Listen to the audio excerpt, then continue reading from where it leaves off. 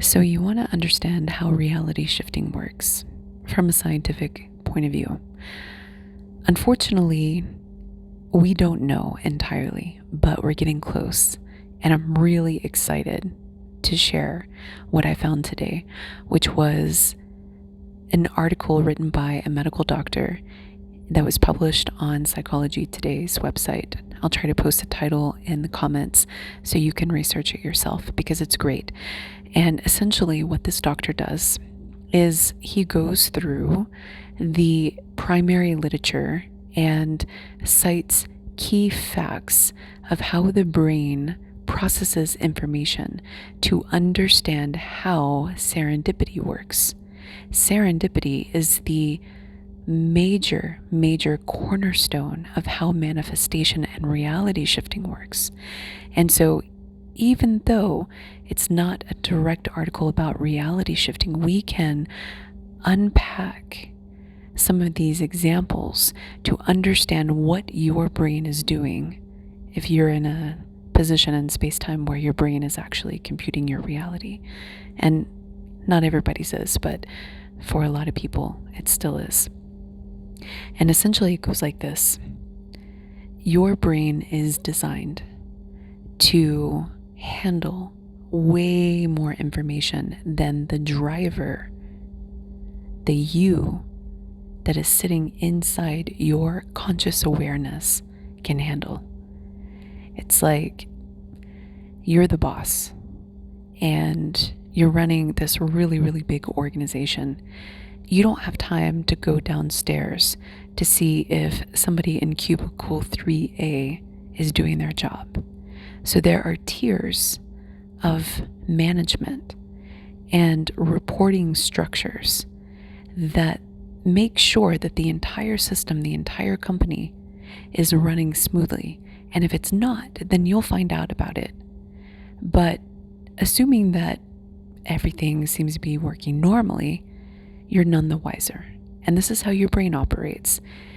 You're the CEO, and your brain is kind of like this COO, and it's making sure that everything's organized and everything's processed and not bothering you with, like entry-level staff that are having to be retrained on certain protocols and things falling through the gaps, and everything's working. Your eyes can process 10 million bits per second.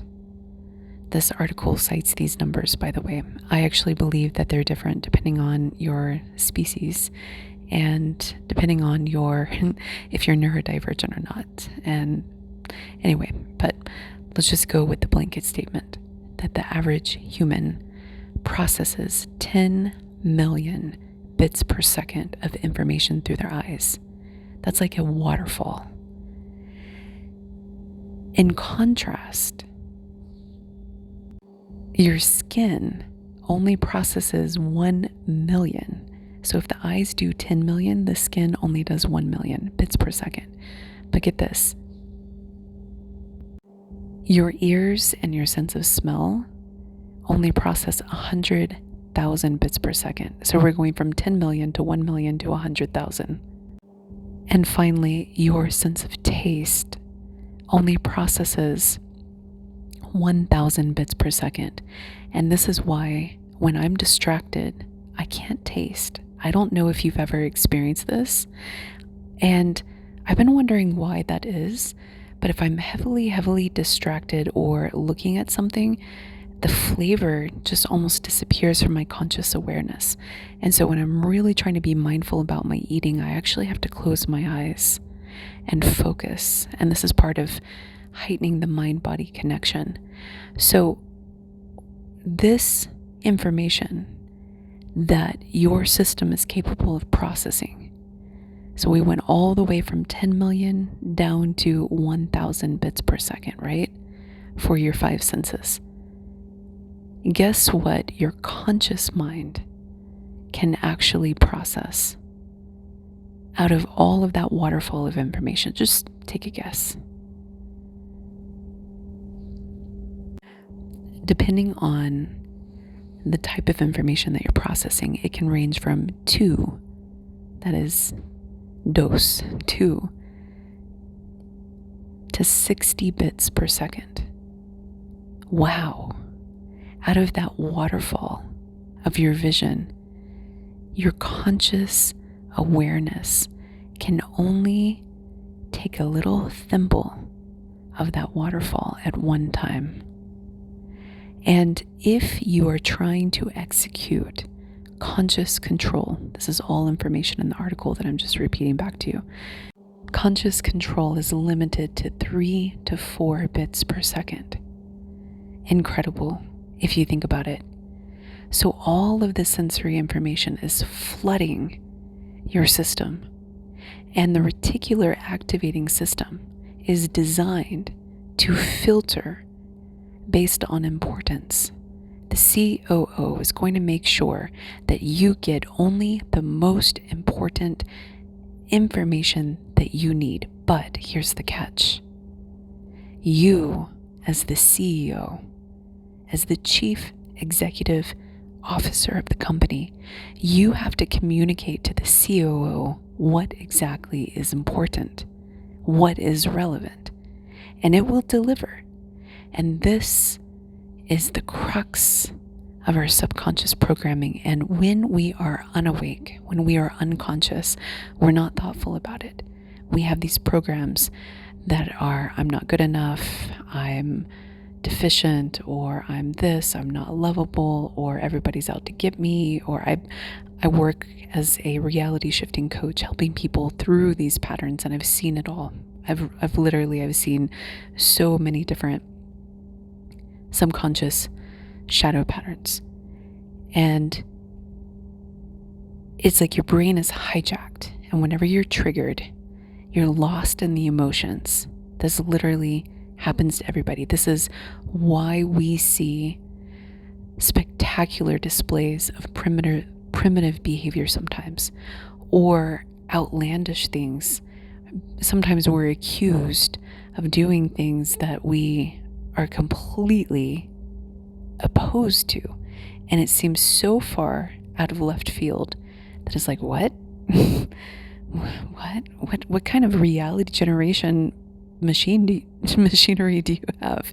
It's because of the subconscious programming, and because you don't know that you're the CEO and that you have options. But the problem is that because that conscious control is only working at a threshold of 3 to 4 bits per second, it means that you have to work really hard to change your frame of reference. I like to think of this as windshields. So imagine that your system, your brain, everything, your sensory system, perceptual system, is sort of like cars on a racetrack. And you, as the conscious person in your avatar, are driving one car. And you are going this loop, right, around the racetrack. And your windshield and how you drive and the car that you're in dictates the experience of reality that you have. And when you're not conscious, you're given the car.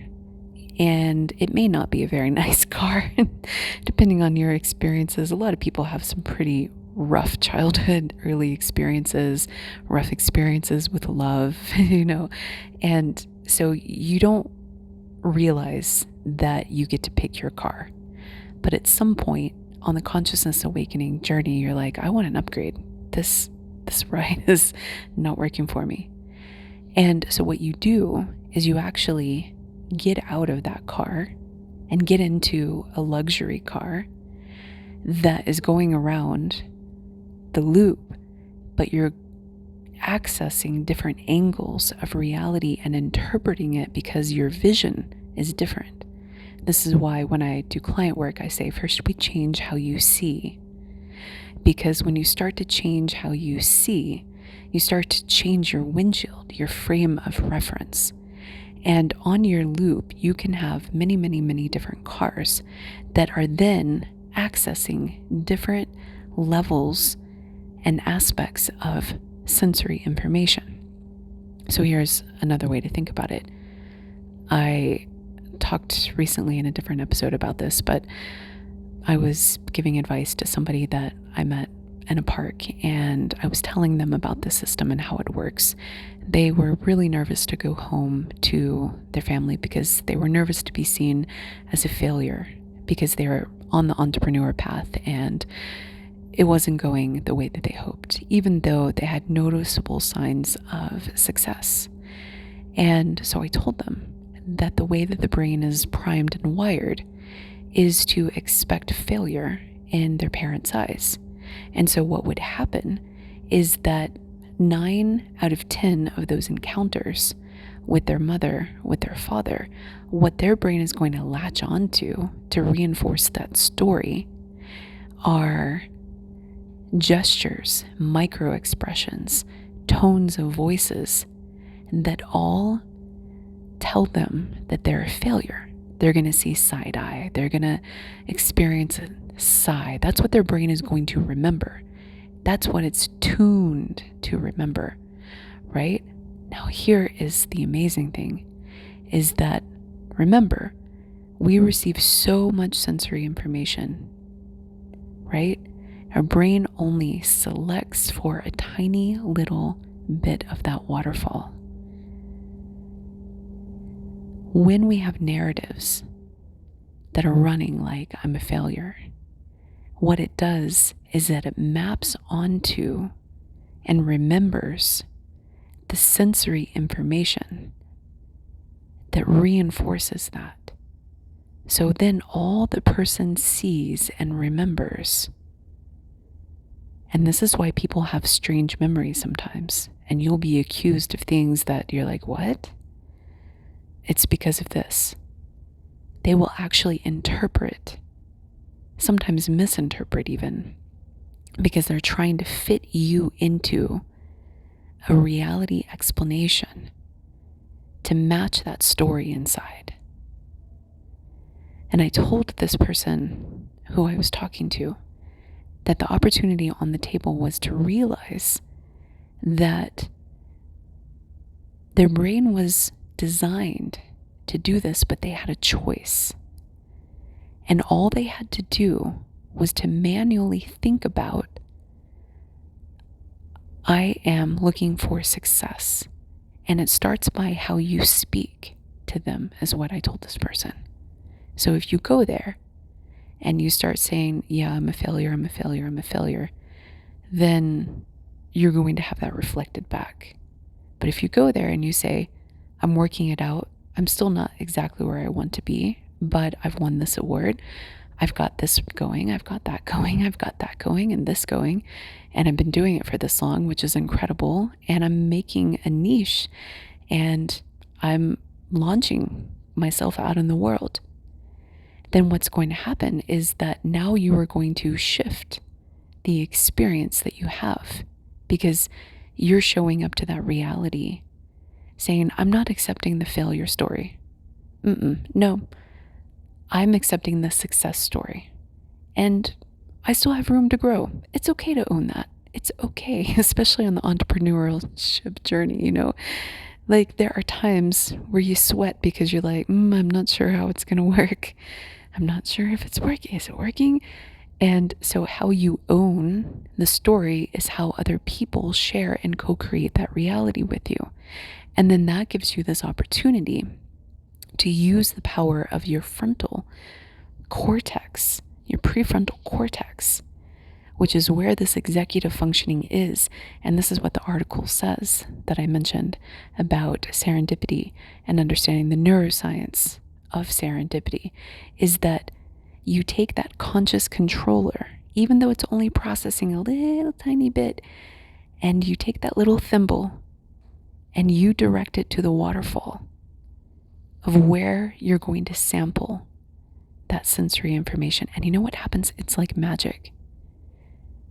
All of a sudden, the encounters that you remember, the people that you talk to, you suddenly don't attach to the frequency of the failure.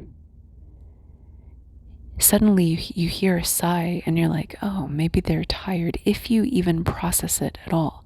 Or maybe they are looking at something on their phone while they're listening to me and it's not related to me. Whereas you take that example, somebody looking at their phone and sort of sighing, and you have a failure story, you know how your brain is going to write it?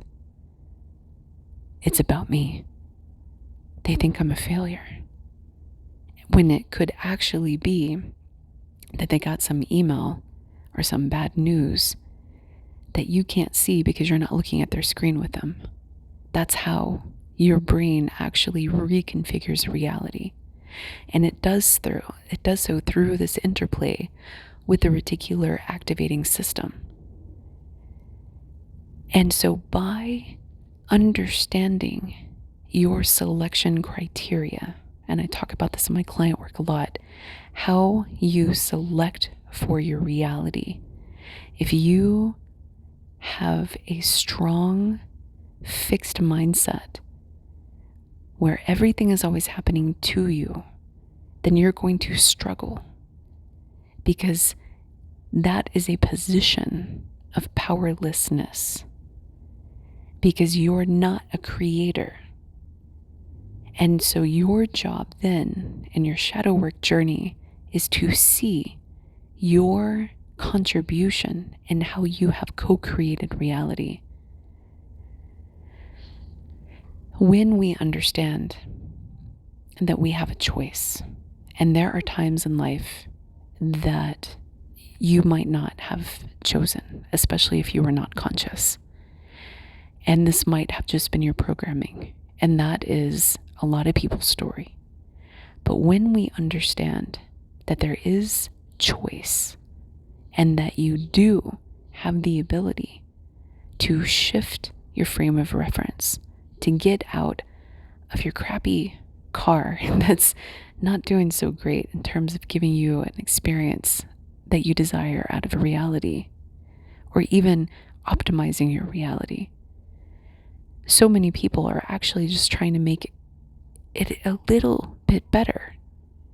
It's absolutely possible. And the purpose of meditation, the purpose of understanding your intent, the purpose of visualization, any combination of these, is to actually rewire your prefrontal cortex to set a priority as the CEO that says, we're doing this, brain. We're choosing a path. We're choosing a narrative. And then you let your brain do the rest. And what happens is magic, seemingly, is that all of a sudden you start to see repeating numbers. All of a sudden you start to see that person that you were thinking about, where they come from. It's just like they just popped out of nowhere. All of a sudden you start to see opportunity and money and abundance and love and kinship and community and fellowship and belonging and anything you could possibly dream of.